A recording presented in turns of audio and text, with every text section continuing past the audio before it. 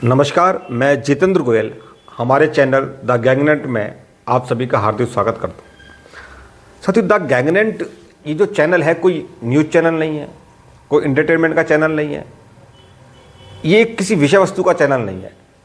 ये चैनल है एक धुरी का, ये एक पुल का चैनल है। ये चैनल बेसिकली एक पुल का काम करेगा। पुल दो लोगों के बीच, समस्या और समाधान के बीच का पुल। इस चैनल का जो नाम है गैंगनेट भारत। गैंगनेट एक स्पेनिश वर्ड है और इसका बेसिकली मतलब होता है विजेता। तो देखा जाए तो इस चैनल का बेसिकली नाम है विजेता भारत। विजेता भारत इसलिए विजेता भारत क्योंकि जो वर्तमान में जो भारत है वो कहीं ना कहीं विश्व विजेता बनने के लिए अग्रसर है। चाहे वो मेरा सपना हो, चाहे वो आपका सपना हो, हम सभी का, जो भारतवासी हम सबका सपना है कि भारत पूरे विश्व में नंबर 1 बने। वह भारत जो कहीं ना कहीं विश्व गुरु कहलाता था, वह भारत बीच में जो बहुत लंबे समय तक अंग्रेज़ों का गुलाम रहा, पहले मुग़ल साम्राज्य का गुलाम रहा, उसके बाद अंग्रेज़ों का गुलाम रहा। आज़ादी के बाद जो लगातार विकसित हो रहा है, जो विकास की तरफ बढ़ रहा है, और अब कहीं ना कहीं एक दिखने लगा है, जो नींव थी वो नींव के बाद कहीं ना कहीं जो मंजिल जो चढ़ी है विकसित भारत की, वो अब कहीं ना कहीं दिखने लगी है। उस विकसित भारत की तस्वीर, उस विजेता भारत की तस्वीर हम आपके सामने इस चैनल के माध्यम से प्रस्तुत करेंगे। ये चैनल में हम लोग उन समस्याओं को उठाएंगे जो समस्याएं कहीं ना कहीं सरकार तक, प्रशासन तक नहीं पहुंच पाती हैं। जिन समस्याएं, अनछुई समस्याएं, जिन पर कोई ध्यान नहीं देता है, जिन पर कोई मीडिया बात नहीं करता है, जिन पर कोई प्रशासन बात नहीं करता, जिन पर सरकार बात नहीं कर पाती है, उन समस्याओं को कहीं ना कहीं सरकार के सामने, प्रशासन के सामने, या जहां जिस मंच पर उन समस्याओं को ले जाना चाहिए वहां तक लेके जाएंगे। और मैं ये नहीं कहूँगा कि सरकार की गलतियों को हम लोग जनता के सामने लाएंगे, प्रशासन की गलतियों को लोगों जनता के सामने लेके आएंगे। मुझे लगता है कि हमेशा सरकार और प्रशासन गलत नहीं होते। 1947 के बाद, जब से देश आज़ाद हुआ है, 1947 के बाद देश के प्रथम प्रधानमंत्री स्वर्गीय श्री जवाहरलाल नेहरू जी हों, या उसके बाद में इंदिरा गांधी जी हों, चाहे लाल बहादुर शास्त्री हों, चाहे अटल बिहारी वाजपेयी हों, चाहे मनमोहन सिंह जी हों, चाहे पी.वी. नरसिंह राव जी हों, चाहे राजीव गांधी जी हों, या वर्तमान में जो नरेंद्र मोदी जी हैं, सभी ने अपने अपने स्तर पर अच्छा कार्य किया है। सबकी, हम किसी की नीयत में खोट नहीं कह सकते, सबकी नीयत बिल्कुल क्लियर थी। सभी देश के प्रधानमंत्री और सरकार ने, तत्कालीन सरकारों ने ये कोशिश की कि भारत विकास की ओर आगे बढ़े। सबका तरीका अलग हो सकता है, किसी की कोई पॉलिसी थी, किसी की कोई पॉलिसी थी, लेकिन सबके अंदर एक ही था कि एक समर्थ, एक सक्षम और एक मजबूत भारत राष्ट्र का निर्माण हो। कुछ प्रधानमंत्री जनता तक डायरेक्ट पहुंच पाए, कुछ प्रधानमंत्री जनता तक नहीं पहुंच पाए। इसलिए मैं ये नहीं कहूँगा कि सरकारों की गलती थी। सरकार सभी ने अच्छा काम किया, देश की सभी सरकारों ने अच्छा काम किया है। कहीं ना कहीं मुझे लगता है बुनियादी रूप से लोगों की जो समस्याएं हैं, जो कई ऐसी समस्याएं हैं जो सरकारों तक पहुंच नहीं पाई, उचित उनको प्लेटफॉर्म नहीं मिला, उचित उनको मार्गदर्शन नहीं मिला, जिससे कि वो समस्याएं प्रॉपरली जो है सरकार तक पहुंच सकें। अगर वो सरकार तक पहुंचती तो निश्चित रूप से सरकार उस ओर ध्यान देती। और एक, जब हम लोग कहते हैं, जब जिस देश का इतिहास हजारों साल पुराना इतिहास हो, जिस देश का, और वो एक बहुत लंबे समय अंतराल तक गुलामी की जंजीरों में जकड़ा रहा हो, वहाँ की जो जनता है, वहाँ का जो सोच है उस जनता की, उस पर भी कहीं ना कहीं गुलामी जो है छा गई थी। उस गुलामी की जंजीरों से जो है ना सरकारों ने निकालने का काम किया। हमारी जो नींव थी, जो विकास की, अभी तक उस पर काम हुआ। अभी तक जो भी काम हुआ कहीं ना कहीं उस नींव पर काम हुआ, उस पर बेसिकली उस पर काम हुआ। और वर्तमान प्रदेश में देखा जाए तो अब कहीं ना कहीं वो दिखने लगा है कि हम लोग विकास की ओर आगे बढ़ रहे हैं। अभी वर्तमान में भारत विश्व की 5वीं बड़ी अर्थव्यवस्था बनने की ओर अग्रसर है, और ऐसा माना जा रहा है कि जल्दी ही भारत विश्व की 3री बड़ी आर्थिक शक्ति बन जाएगा। हम लोग विश्वगुरु बनने की तरफ बहुत तेज़ी से अग्रसर हो रहे हैं। पिछले मैं सालों से कहूँगा, मैं किसी सरकार का पक्ष या विपक्ष की बात नहीं कर रहा हूँ, तो ये तो तय है कि देश के प्रथम प्रधानमंत्री नेहरू जी ने भी बहुत काम किए। उनको जो भारत मिला था बिल्कुल अलग थलग भारत मिला था। वो भारत जो जस्ट जो है गुलामी की जंजीरों से निकला था, उनके सामने बहुत बड़ी समस्याएं थी। और उसी तरीके था कि जब कोई बात शुरुआत होती है, बहुत कॉन्क्रीट प्लान होता है, तो उस पर काम करने के लिए बेसिक चीज़ों पर काम करना पड़ता है। तो मुझे लगता है नेहरू जी ने उस समय पर उस बेसिक चीज़ों पर काम किया। लेकिन कहीं ना कहीं मैं मान सकता हूं कि इस पटल पे कि उससे लेके और अब तक की सरकारों में से अगर हम लोग मार्किंग के नंबर पे दें या लोगों की सोच के हिसाब से दें, तो मैं मान सकता हूं कि अभी वर्तमान की जो नरेंद्र मोदी जी की सरकार है वो एक बहुत अच्छा काम कर रही है। उसने कहीं ना कहीं जनमानस के अंदर जो एक भावना पैदा की है, राष्ट्र की भावना, वो जो मैं ये नहीं कहूँगा उनकी मार्केटिंग हो सकती है, या आप कह सकते हैं कि वो जो जिस तरह का उनका कार्य करने का जो पैटर्न है, वो हो सकता है कि उन्होंने पूरे भारत में उनको चाहने वाले बहुत ज़्यादा लोग हैं। इससे पहले एक एग्जाम्पल मैं देना चाहूँगा कि लाल बहादुर शास्त्री जी जब प्रधानमंत्री थे तो उनको भी लोग बहुत चाहते थे। मतलब पूरे देश में जो है ना लोग उनको बहुत प्यार करते थे, स्नेह करते थे, लीडर थे, और जो कुछ वो जो कहते थे लोग करते थे। उस दौरान हमारे देश में अन्न की समस्या पैदा हुई, और जब वो अन्न की समस्या पैदा हुई तो उन्होंने एक नारा दिया था। उन्होंने कहा था कि हर व्यक्ति को मैं निवेदन करूंगा कि ये सप्ताह में एक दिन का व्रत रखें। आप देखिए, आपके परिवारों में देखिए, जो आपके जो पेरेंट्स होंगे उनमें से ज़्यादातर लोग संतोषी माता का व्रत रखते हैं। शुक्रवार का एक व्रत होता है, संतोषी माता का व्रत रखते हैं। वो व्रत की जो उत्पत्ति हुई, जो व्रत का जो मेन कारण था, वो देश के प्रधानमंत्री द्वारा उस समय पे जनता को यह कहना कि इस समय देश में अन्न की जो समस्या चल रही है उससे निकलने के लिए हम देशवासियों को एक प्रण लेना होगा कि हम हफ्ते में एक दिन का एक समय का व्रत रखें। तो पूरे देश ने जो है शुक्रवार का व्रत रखना स्टार्ट कर दिया। पूरे भारत में जो है ना संतोषी माता का व्रत रखना स्टार्ट कर दिया। तो ऐसी लीडरशिप में भी लोगों ने काम किया। जब देश की जनता को विश्वास होता है कि जो देश के जो उनके अभिभावक हैं, जो देश के प्रधानमंत्री, जो देश के लीडर हैं, वो अगर उनके लिए उनको लगता है कि वो देश के लिए काम कर रहे हैं और निस्वार्थ भाव से काम करते हैं, तो देश की जनता उनकी बातों को मानती है। ऐसा ही हुआ जब देश के ऊपर बहुत बड़ा संकट आया, जब देश के ऊपर कोरोना का संकट आया। पूरे विश्व में आया था कोरोना का संकट, लेकिन भारत की दृष्टि से वो बहुत महत्वपूर्ण था, क्योंकि भारत का जो क्षेत्रफल है उस हिसाब से, जो पर किलोमीटर जो लोगों के रहने की संख्या, उस हिसाब से पूरा विश्व जो आश्चर्यचकित रूप से भारत की तरफ देख रहा था, बड़े संदेहास्पद स्थिति से भारत की तरफ देख रहा था। उनको लग रहा था कि यहाँ पर जो है जो कोरोना है बहुत बुरी तरीके से फैलेगा, बहुत और विकराल स्थिति हो जाएगी, लोग करोड़ों की संख्या में लोग मारे जाने की संभावना लग रही थी। उस समय पर देश के प्रधानमंत्री ने कहा कि आपको थाली बजानी है, आपको दिया जलाना है, आपको जो है ना ताली बजानी है। तो कुछ लोगों ने उसका मजाक बनाया, लेकिन उसके रिजल्ट कुछ और थे। वहाँ पे वो जो थाली बजाने की प्रक्रिया थी, या फिर मैं कहूँगा वो जो दिया जलाने की प्रक्रिया थी, या वो ताली बजाने की प्रक्रिया थी, उसके पीछे कोई साइंटिफिक रीजन नहीं था। उसके पीछे एक कारण था, बहुत बड़ा कारण था, देश के सभी लोगों को एकजुट करना, देश के सभी लोगों में एक ऐसी भावना पैदा करना कि वो किसी एक मिशन के तहत एक साथ आ खड़े हों। जैसे हम सुबह जब जाते हैं, स्कूल जाते हैं या कहीं पे जाते हैं, तो एक प्रेयर की बात रहती है। जब हम किसी कार्यक्रम को करते हैं तो हम लोग जो है ना राष्ट्रगीत या राष्ट्रगान से उसकी शुरुआत करते हैं।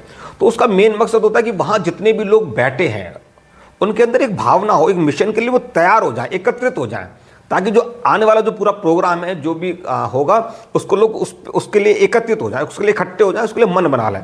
तो ठीक उसी तरीके से उन्होंने जो है चाहे वो थाली बजाने की बात कही, चाहे वो उन्होंने वो अगरबत्ती या मोमबत्ती जलाने के लिए या फिर दिया जलाने के लिए बात कही, या फिर ताली बजाने के लिए बात कही, तो उससे पूरा भारत राष्ट्र इकट्ठा हुआ। वो पूरे भारत राष्ट्र ने सोचा कि अब इस जो मिशन है देश के प्रधानमंत्री का, उन्होंने ठान लिया है कि कोरोना से लड़ाई लड़नी है और एकजुट होकर लड़नी है। और ये तय हो गया, रिजल्ट आने लगे।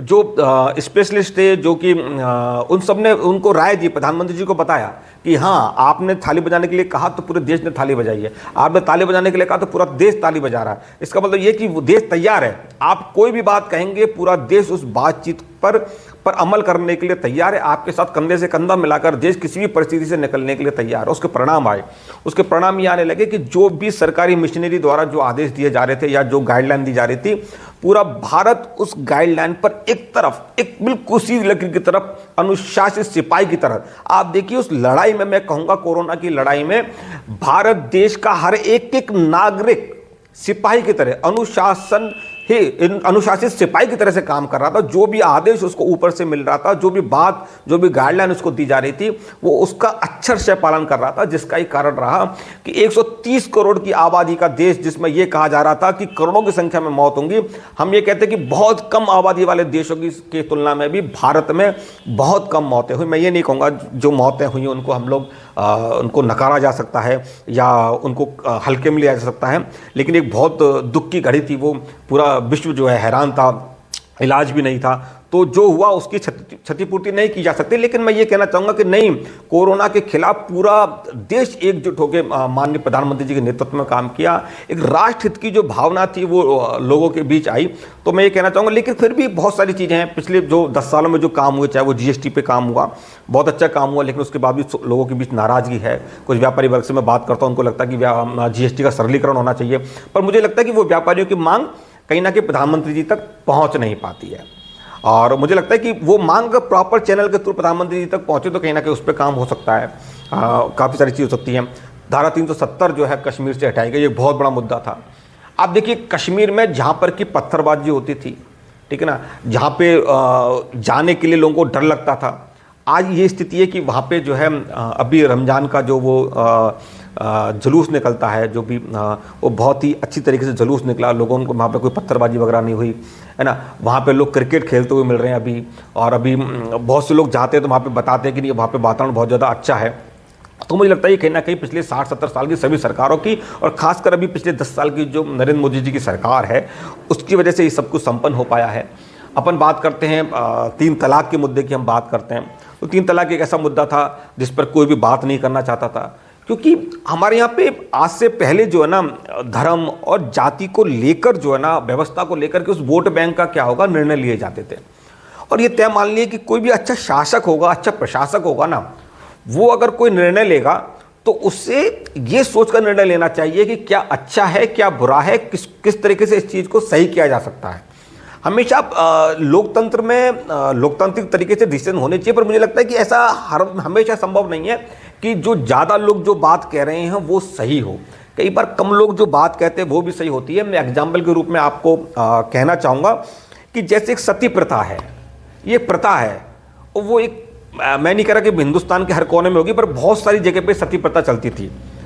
अगर लोकतंत्र के हिसाब से देखा जाता और उस समय पे वोटिंग होती तो कि भाई सती प्रथा को रखा जाए या नहीं रखा जाए, तो मुझे लगता है कि शायद जो लोग पक्ष में होते, ज़्यादातर लोग इसके पक्ष में वोटिंग करते, वो कहते कि नहीं, सती प्रथा एक अच्छी प्रथा है, इसको होना चाहिए। लेकिन ये गलत प्रथा थी। अगर हम बाल विवाह की बात करें तो मुझे लगता है कि अभी तो नहीं, लेकिन आज से अगर 30 साल, 40 साल, 50 साल पहले अगर वोटिंग कराई जाती तो बाल विवाह के पक्ष में ज़्यादातर लोग वोट करते। ऐसे 3 तलाक का मुद्दा था। अगर 3 तलाक के मुद्दे को लेकर के पर्टिकुलर कौम को लेकर अगर वोटिंग कराई जाती तो ज़्यादातर लोग उसके पक्ष में वोट करते। उनका कहना होता कि नहीं, 3 तलाक एक अच्छी प्रथा है, लेकिन ये गलत था। इसका एक मजबूती से एक बिल्कुल कौम के कुछ लोगों ने विरोध भी किया, लेकिन उसके बावजूद भी एक अच्छे शासक की तरह, एक अच्छे शासनकर्ता की तरह माननीय नरेंद्र मोदी जी ने इसको हटाया, 3 तलाक के कानून को हटाया, 370 को हटाया। इसके अलावा नोटबंदी हुई। नोटबंदी के दौरान जब ये पहली सरकार का डिसीजन था, लेकिन जब नोटबंदी हुई तो ज़्यादातर लोग जो है ना मतलब पक्ष में थे। कुछ लोगों ने इसका विरोध भी किया, और अभी भी कई लोग कहते हैं कि भाई नोटबंदी के जो परिणाम आए वो पता नहीं क्या परिणाम आए होंगे। पर मुझे लगता है कि नोटबंदी ज़रूरी थी। मैं नहीं कहता उसके क्या फ़ायदे हुए होंगे, क्या नुकसान हुए होंगे, लेकिन मुझे लगता है कि उन्होंने जो डिसीजन लिया उस पर आप संदेह नहीं कर सकते। उन्होंने अच्छी सोच के साथ डिसीजन लिया। उन्होंने ये सोच के साथ डिसीजन लिया कि जितना भी ब्लैक मनी है वो कहीं ना कहीं जो है वो बाहर आएगा। बाहर आने के साथ साथ लोगों का काम करने का तरीका चेंज होगा, नंबर 1 में काम करने की कोशिश करेंगे। मुझे लगता है कि जब हमारे यहाँ पे बहुत एक भ्रष्टाचार का एक बहुत बड़ा जो है समय चल रहा था, भ्रष्टाचार का एक बहुत बड़ा दौर हम लोगों ने देखा है, तो उस दौर के लिए कहीं ना कहीं जो है एक नोटबंदी काफ़ी नहीं थी। उसके बाद 2000 का नोट भी बंद उन्होंने करा। तो मैं यहाँ पे सरकार की नीयतों पे संदेह नहीं कर रहा हूँ, लेकिन बहुत सारे ऐसे विषय हैं जो कहीं ना कहीं रह गए हैं। जैसे भी किसान आंदोलन चल रहा है, आप किसानों की मांगों को अवॉइड नहीं कर सकते, आप गलत नहीं कह सकते। ये सरकार के संज्ञान में आ रहा है, लेकिन समय रहते सरकार मुझे लगता है इस पर भी कोई निर्णय लेगी। इस विषय पर भी काम की बहुत बड़ी आवश्यकता है। सरकार ये कह रही है कि भाई हम किसानों की मांग मानने को तैयार है, लेकिन मेरा यहाँ पे कहना यह है कि लेकिन सरकार का एक धड़ा नहीं कहूँगा, सरकार के कुछ लोग हैं जो कहीं ना कहीं कह रहे हैं कि भाई ये खालिस्तानी हैं, पाकिस्तानी हैं, ये लोग जो है ना देशद्रोही हैं। मुझे लगता है कि किसान जो आंदोलन कर रहे हैं उनको आप खालिस्तानी कहकर कहीं ना कहीं हम अपने देश का ही मजाक बना रहे हैं, हम उस व्यवस्था का मजाक बना रहे हैं जिसमें हर एक इंसान को सरकार की अगर नीतियों के विरोध में या अपनी मांगों को मनवाने के लिए, अपनी मांगों को रखने के लिए आंदोलन का अधिकार है। उस लोकतंत्र का, उस जनतंत्र का, उस लोकतांत्रिक प्रणाली का कहीं ना कहीं मजाक बना रहे हैं, क्योंकि ये हमेशा होता है, ये गलत है कि कोई भी व्यक्ति अगर धरने पे बैठा है, कोई आंदोलन कर रहा है और उसके लिए हम ये कहना स्टार्ट कर दें कि भाई ये तो जो है खालिस्तानी है या फिर ये देशद्रोही है, ये गलत परंपरा है। मुझे लगता है ठीक है, मांग मानने लायक होती है, कई बार नहीं भी होती है, सरकार की अपनी मजबूरियाँ हो सकती हैं, उस सिस्टम को लेके बहुत सारी ऐसी बातें हो सकती हैं, टेक्निकल प्रॉब्लम हो सकती हैं, लेकिन उस पर बातचीत होनी चाहिए, दोनों पक्षों को मिलकर बातचीत करनी चाहिए। आंदोलन हुआ है तो उसको होने देना चाहिए। आंदोलन उग्र रूप ले रहा है तो उसका सबसे बड़ा कारण मुझे लगता है कहीं ना कहीं जो पुलिस उनको रोक रही है, इसलिए आंदोलन उग्र हो रहा है। और उनको एक जगह दे दी जाए बैठने के लिए, उनको धरना देने के लिए, उनको बैठने के लिए जगह दे दी जाए, परमिशन दे दी जाए, तो मुझे लगता है आंदोलन इतना उग्र नहीं होगा। एक इसके अलावा स्टूडेंटों का मुद्दा, अगर राजस्थान की बात करें तो पेपर लीक बहुत बड़ा मुद्दा है। इस पर कहीं ना कहीं जो ना युवा बहुत आक्रोशित है कि भाई कांग्रेस की सरकार में पेपर लीक हुए, ये गलत है। लेकिन मुझे लगता है वर्तमान की सरकार के सामने भी एक बहुत बड़ा चैलेंज है कि भाई ये जो पेपर लीक के बाद क्या होगा। अब जो सरकार है उसको इस पर बहुत महत्वपूर्ण डिसीजन लेने पड़ेंगे, उन्हें जगह भी निकालनी पड़ेंगी लोगों के लिए। उस जो पेपर के दौरान जो लोग पेपर दिया उनकी फ़ीस का क्या होगा। मान लीजिए किसी की लास्ट अटैम्प्ट था, वो पेपर नहीं दे पाया, तो उसके साथ क्या होगा। ऐसी बहुत सारी समस्याएं, आगे पेपर लीक ना हो।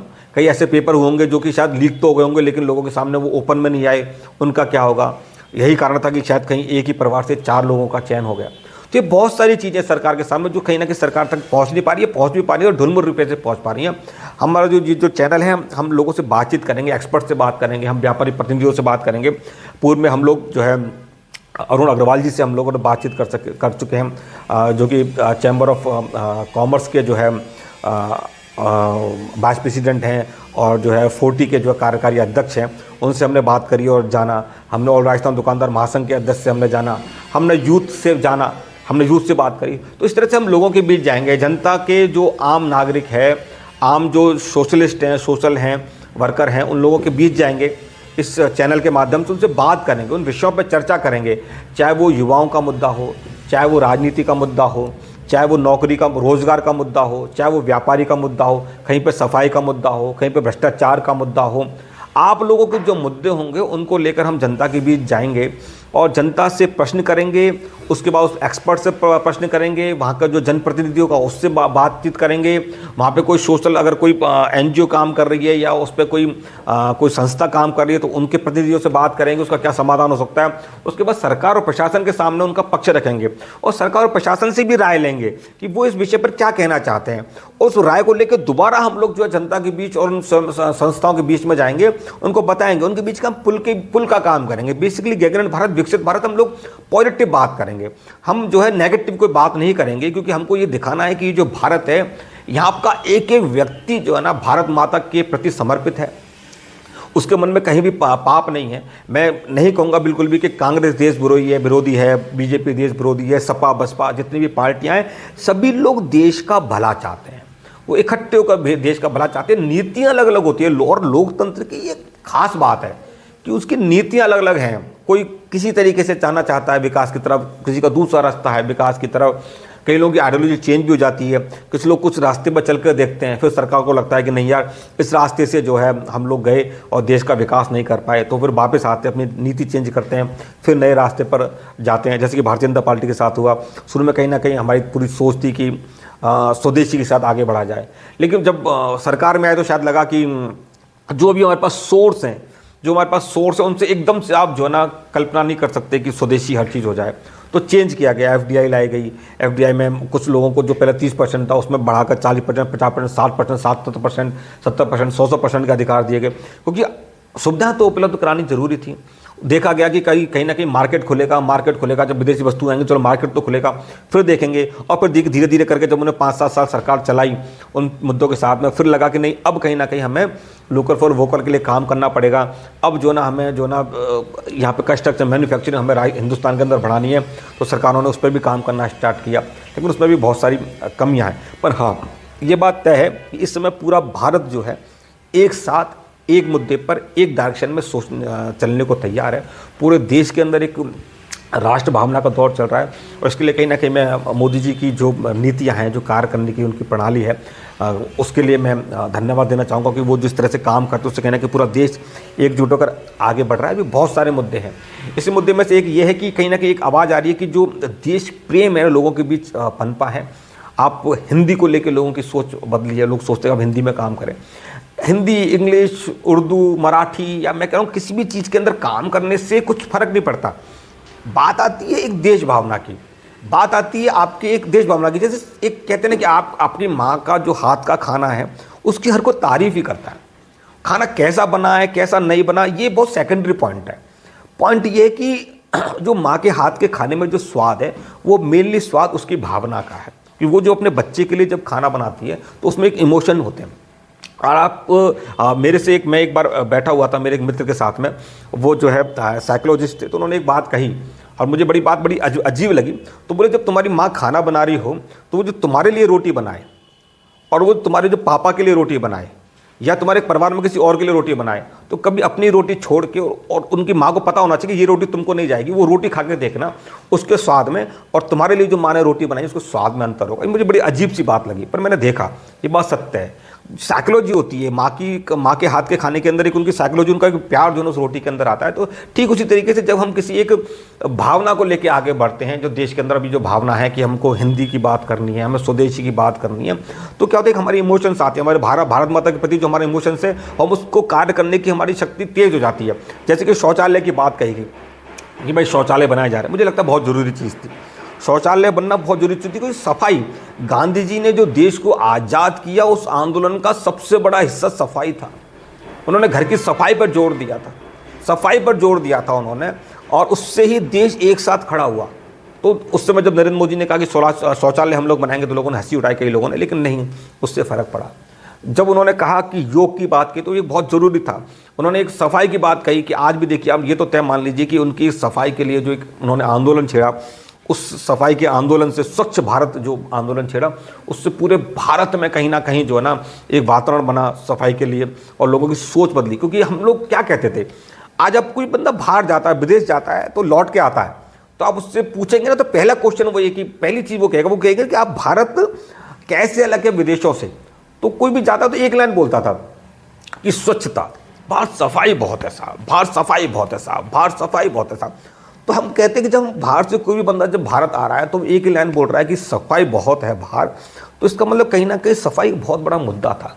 लेकिन नहीं, शुरू में लोग मजाक बना रहे थे, लेकिन जब अब कहीं ना कहीं लोगों की समझ में ये आने लगा है कि नहीं, ये जो अभी वर्तमान जो सरकारें चल रही हैं वो कहीं ना कहीं राष्ट्र को आधार बना के चल रही हैं। सबसे पहला काम उन्होंने करा है पूरे देश के जो नौजवान हैं, जो युवा वर्ग है, या देश के जितने भी व्यक्ति हैं, व्यक्तित्व हैं, उनके अंदर राष्ट्र भावना को डालने का काम किया है। और अभी मैं नरेंद्र मोदी जी को कुछ दिन पहले सुन रहा था तो उन्होंने कहा कि वो तीसरा जो टर्म है, क्योंकि वो मान चुके हैं कि तीसरे टर्म में वो प्रधानमंत्री बनने वाले, उन्हें लग रहा है, उनके जो आंकड़े आ रहे हैं उनके पास है, सर्वे रिपोर्ट आ रही है, कहीं ना कहीं वो तीसरी बार देश के प्रधानमंत्री चयनित होंगे, तो उन्हें ऐसा लग रहा है। तो उसके हिसाब से उन्होंने कहा है कि भाई जो तीसरा टर्म होगा कहीं ना कहीं बहुत बड़ा टर्म होगा। अब मुझे लग रहा है कि उन्होंने 2 साल के अंदर, क्योंकि मुझे लगता है कोरोना अगर काल नहीं होता तो शायद वो इससे पहले ही कुछ कर पाते। और हाँ, ये भी कहना चाहूँगा कि पिछले 10 सालों में ये भी मैं मानना चाहूँगा कि जो आतंकवादी जो घटना है वो भी काफ़ी कम हुई है। ये बिल्कुल तय बात है। पहले जो हमारा सोचने का नज़रिया था वो अब कहीं ना कहीं अलग हुआ है।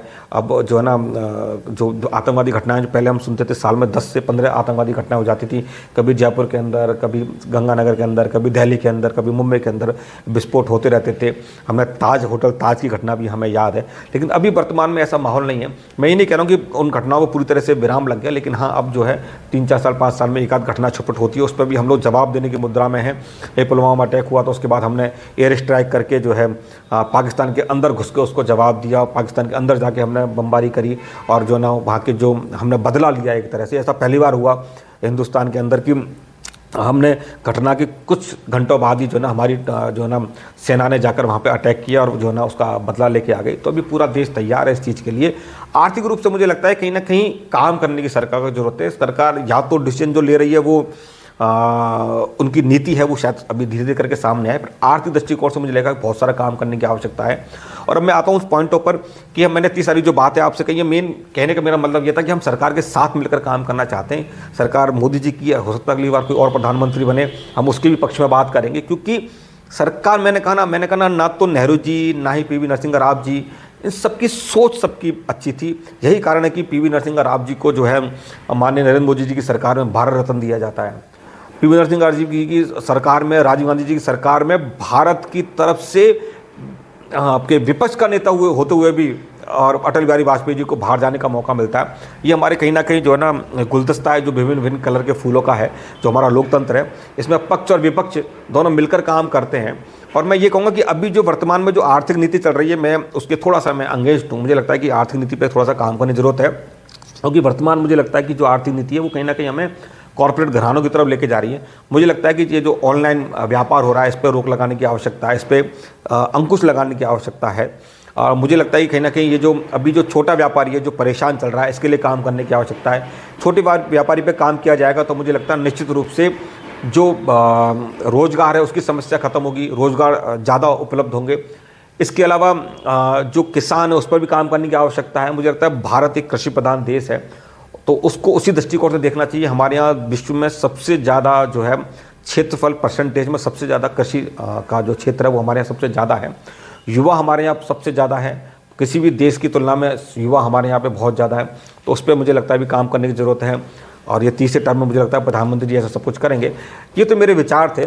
मेरा आप सबसे निवेदन है कि अगर आपके पास भी कोई भी ऐसा मुद्दा हो जिस पर हम काम कर सकते हैं, वो मुद्दा जो आपको लग रहा है कि सरकार तक पहुँचना चाहिए, वो मुद्दा जो गूंगा बहरा है, वो मुद्दा जिसको आवाज़ नहीं मिल पा रही, वो मुद्दा जो आपके पड़ोस में कहीं गंदगी है चाहे उसका हो, वो मुद्दा जो कहीं आपके पड़ोस में कहीं भ्रष्टाचार हो रहा हो उसका हो, वो मुद्दा कहीं आपको लगता है कि इस मुद्दे पर इस तरीके से बात करने से ये रोजगार का मुद्दा बन सकता है, बेरोजगारी का मुद्दा बन सकता है, सड़क का मुद्दा बन सकता है, ये कहीं ना कहीं किसानों का मुद्दा बन सकता है। तो ऐसे हर मुद्दे के लिए आप हमको बुलाएं, हमारी टीम वहाँ पर आपके पास पहुँचेगी, आपसे चर्चा करेगी और निश्चित रूप से हम उसको हमारे चैनल के माध्यम से सरकार तक पहुँचाएंगे और एक कोशिश करेंगे कि ऐसा भारत, ऐसा विकसित एक गैगनेंट भारत, एक विजेता भारत बनाने के लिए, क्योंकि विजेता भारत तब तक नहीं बन सकता जब तक कि भारत के एक एक व्यक्ति, एक एक नागरिक की, एक एक युवा की, एक एक महिला की, एक एक पुरुष की भागीदारी, एक एक बच्चे की भागीदारी जब तक इस भारत के विकास में नहीं होगी तब तक विजेता भारत नहीं बन सकता। हमें विश्व का नंबर 1 देश बनना है, चाहे वो आर्थिक दृष्टि से हो, चाहे वो सैन्य शक्ति से हो। हमें खुशहाल देश बनाना है, ऐसा खुशहाल देश जिसके अंदर हर कोई व्यक्ति खुश हो, उसको लगता है कि उसकी आवश्यकताओं की पूर्ति हो रही हो, वो अपने जीवन का यापन अच्छी तरह से कर सके। आज मैंने काफ़ी कुछ आप लोगों से कहा और समय समय पर आप लोगों से चर्चा करते रहेंगे। एक बात और लास्ट में जाते हुए कहना चाहूँगा कि हमारी टीम एक और सोच के साथ काम कर रही है। वो सोच के साथ, इस सोच के साथ काम कर रही है कि जो भारत है, जो प्राचीन भारत है, जो हमारा सांस्कृतिक भारत है, वो सांस्कृतिक भारत जिसको आज की डेट में अखंड भारत कहा जाता है, वो भारत जो अफगानिस्तान से लेकर श्रीलंका तक था, वो भारत जिसके अंदर ईरान भी था, जिसके अंदर इराक भी था, जिसके अंदर श्रीलंका भी था, जिसके अंदर नेपाल भी था, वो एक अखंड भारत का जो स्वरूप है उसके निर्माण के लिए हमारी जो है ना टीम काम कर रही है। इस पे हम जल्दी एक डेट आपको बताएंगे जिसके अंदर एक बहुत बड़ा कार्यक्रम करने जा रहे हैं, जिस कार्यक्रम के माध्यम से हम भारत के हर युवा वर्ग में, हर नारी के अंदर, हर पुरुष के अंदर, हर बच्चे के अंदर, हर नौजवान के अंदर एक बात डालना चाहेंगे, उसके मन मस्तिष्क में बात डालना चाहेंगे कि ये जो भारत है ये भारत नहीं है। भारत जो है वो एक सांस्कृतिक रूप से देखेंगे तो एक बहुत बड़ा, एक विशाल भारत है जिसको कि अखंड भारत कहा जाता था। उसकी एक रूपरेखा हम कार्यक्रम करने जा रहे हैं जल्दी, उसके बारे में आपको चर्चा करेंगे। ऐसे किसी भी विषय पर अगर आपको लगता है कि आपके पास कोई सुझाव है तो हमें बताइएगा। और गैगनेंट भारत की टीम हर मुद्दे पर को लेकर आपके साथ कंधे से कंधा मिलाकर आपके साथ खड़ी है। मैं एक बार फिर आप सभी का बहुत बहुत धन्यवाद देता हूँ। आप सब लोगों ने मुझे सुना और मैं टीम जल्दी आपके पास पहुँचेगी। देखते रहिए गैगनेंट भारत।